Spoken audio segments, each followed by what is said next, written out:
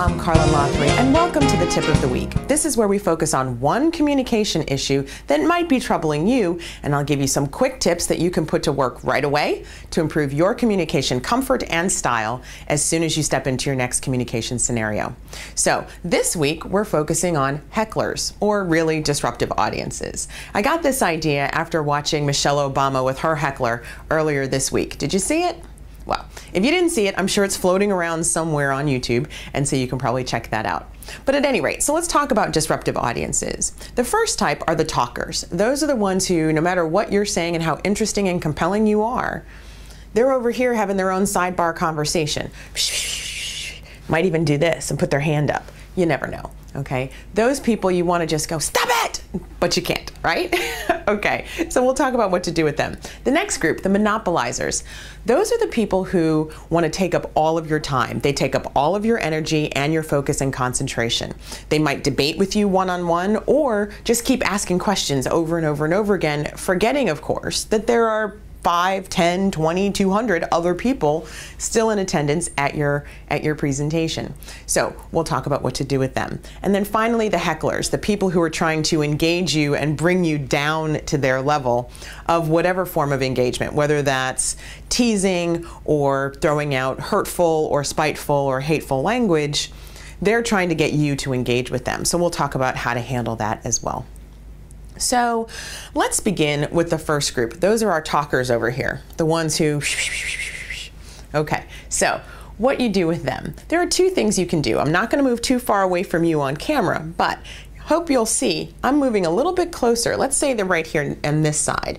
You'll move closer to them and continue delivering your presentation looking at them. Eventually they'll figure out, and they almost feel the heat of your eyeballs. They'll know you're talking to them and they'll stop. The other thing you can do, again, moving closer to them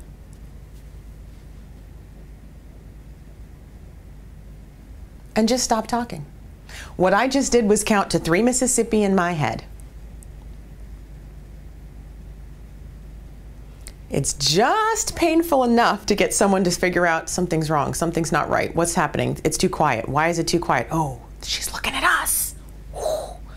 And they'll stop talking, okay? So move closer and talk to them, or move closer and be absolutely silent. Those are just two of the ways. There are more, but those are the two we'll talk about for today. All right, the next group, the monopolizers. Those are your one-on-one debaters, one-on-one chatters. They want to completely engage with you and ignore everybody else.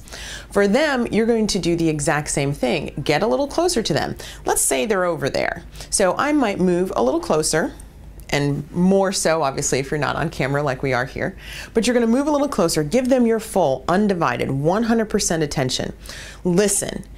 Give them feedback or comments, or listen for two things. One, a breath. If they come up for air, that's when you jump right in.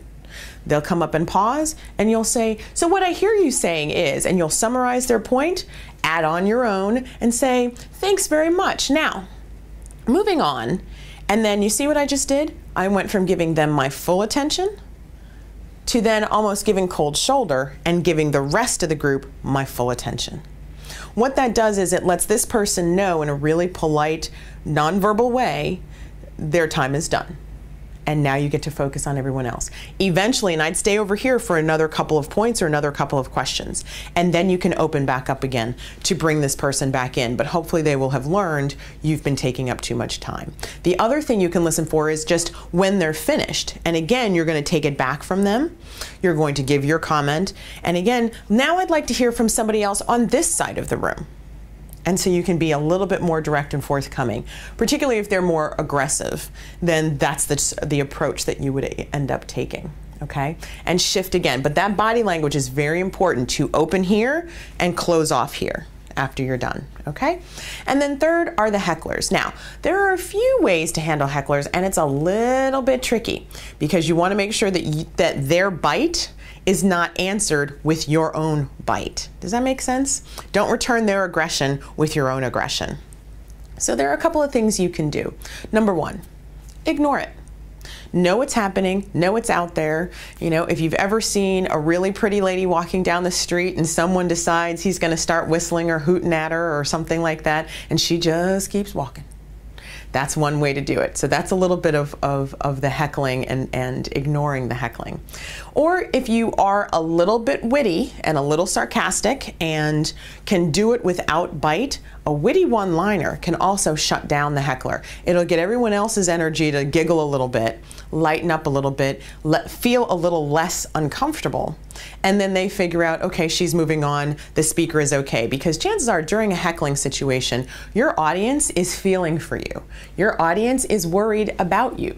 And so letting them know you're okay with a zippy one-liner is one way to say, I got this. Okay? And then finally, you can make them an example. Now, one thing I'll give you is I went to see Daniel Tosh. If you haven't seen him, Tosh.0, he's on MTV, or excuse me, on Comedy Central. Sorry. Then Daniel Tosh, when I saw him live, had a heckler. There was a woman who kept screaming throughout his entire act. And then finally, he made her the butt of 10 of his next jokes. And everyone laughed and everyone laughed. And then finally, she stopped heckling. Eventually, the security came and actually removed her. But if you don't have the luxury of being on stage like a Daniel Tosh and then having security, you can make them your example if it warrants it. That is your last resort. That is something I don't recommend often. It is something that just, if you are in a setting that is casual enough to accept that form of response, then that is one thing you can do. Now again, these are just 3 ways or a few short ways to handle the talkers, the monopolizers, and the hecklers. There are a number of other ways, and we certainly can help you with those, get you in here and practice those scenarios, because it really does take practice. Very rarely can you just do it off the top of your hat. All right, we can help you with that. If you like what you've heard and you want to hear more, please remember to subscribe. You can hit the subscribe button up here, okay? And then also follow us on Twitter. We're at Prepare to Speak. That's Prepare, the number 2, Speak, Prepare to Speak. And you're going to follow us on Facebook. We have Lothery & Associates on Facebook as well. Thanks so much, and may all your communications be good ones.